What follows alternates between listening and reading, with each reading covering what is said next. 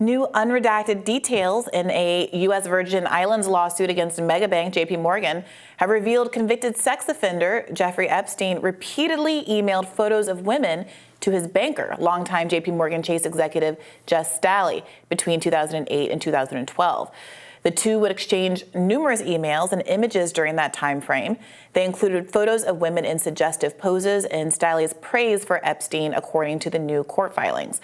One message from Staley to Epstein even read, "I owe you much."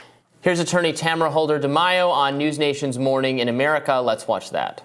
It appears as if there was potentially a conspiracy going on between Jeffrey Epstein and JP Morgan Chase. They were in charge of monitoring his accounts. And instead you have, well, the government alleges, of course, because it hasn't been proven, but the government alleges that he, JP Morgan, engaged in cover-up tactics and did things to make sure that Jeffrey Epstein was able to continue abusing women. The allegations say that over 20 women were paid through JP Morgan accounts. So I think there's a big problem here because the US government, when they come to you, they already have their case. Their success rate is like 99.9%. So they took a lot of time to go through all of the financial records, to speak to witnesses before they filed this complaint.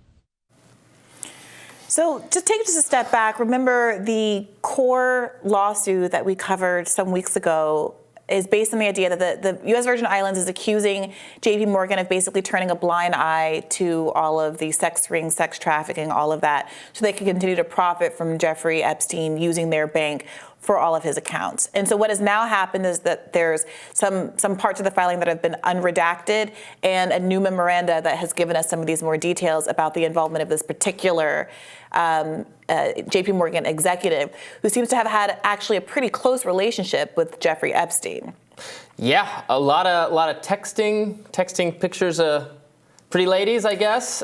Yeah, well, I mean, so we read a part of this quote. Yeah, go ahead, I'm sorry. Which is from, and again, this is from the period where he's already facing charges for sexual misconduct involving minors. Yeah.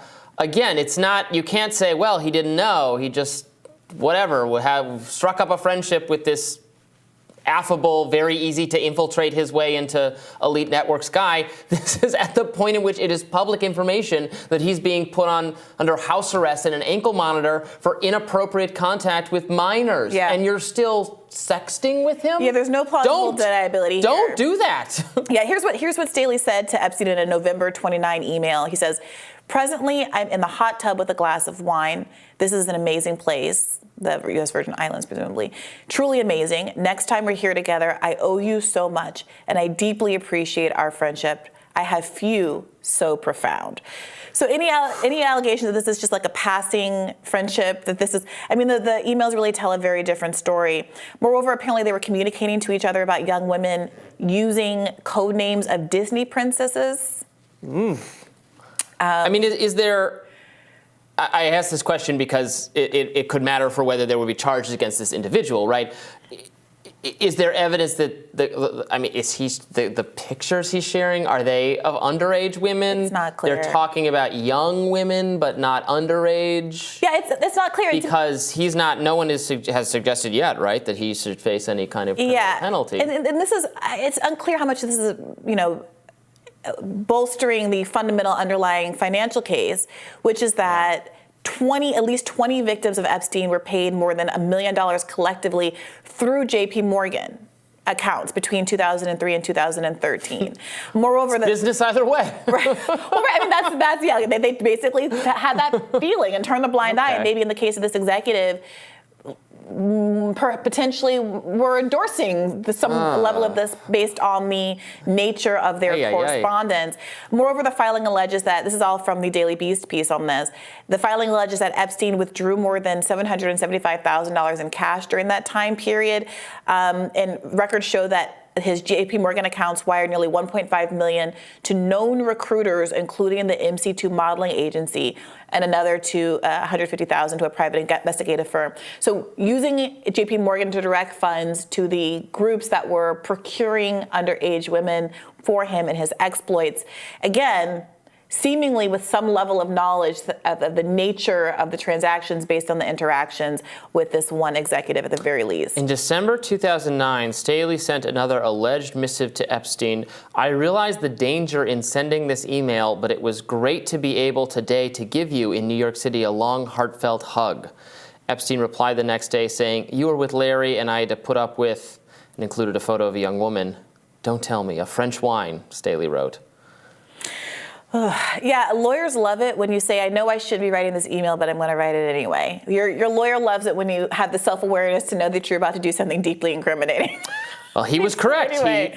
There was danger, and he should not have sent it. Yeah, I mean, this is I think it's such an interesting story because I think that some folks felt like when Epstein died, that it would lead to a kind of a lack of accountability for the broader networks of people that basically enabled him to commit these kinds of crimes.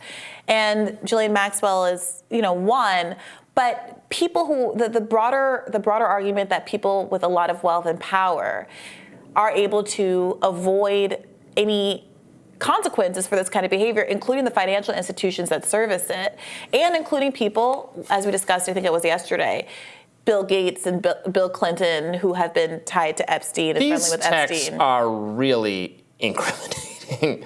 So he says, Staley says, say hi to Snow White for me. And Epstein says, what character would you like next? Then he says, Beauty and the Beast. Well, one side is available. That sounds like they're talking about underage girls, for sure, and that he's a participant.